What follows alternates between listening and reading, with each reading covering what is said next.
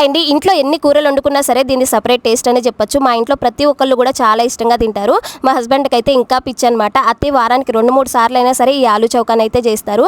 అయితే last time నేను ఇదే వీడియోని పెట్టినప్పుడు చాలా మంది అసలు అదేం కూర నీకేమైనా టేస్ట్ ఉందా లేదా చెత్త వీడియోస్ అన్ని చేస్తావు అనేసి కమెంట్స్ అయితే చేశారు. మనకేమో అసలు తెలియదు, కనీసం తెలిసిన వాళ్ళు చెప్తున్నా సరే అస్సలు వినమనమాట. ఈ ఆలు చౌకా బెంగాల్లో చాలా ఫేమస్ అనమాట. చాలా ఇష్టంగా తింటారు. అండ్ టేస్ట్ అయితే 100% చాలా బాగుంటుందండి. ఒక్కసారి ట్రై చేసి చూస్తే ఆ టేస్ట్ ఎలా ఉంటుంది అనేది మీరే మళ్ళీ కమెంట్స్ లో అయితే చేసి చెప్తారు. మా బుడ్డది చాలా రోజుల తర్వాత వీడియోలోకి అయితే వచ్చేసింది. నేను వీడియో చేస్తుంటే హాయ్ అని అయితే చెప్తుంది.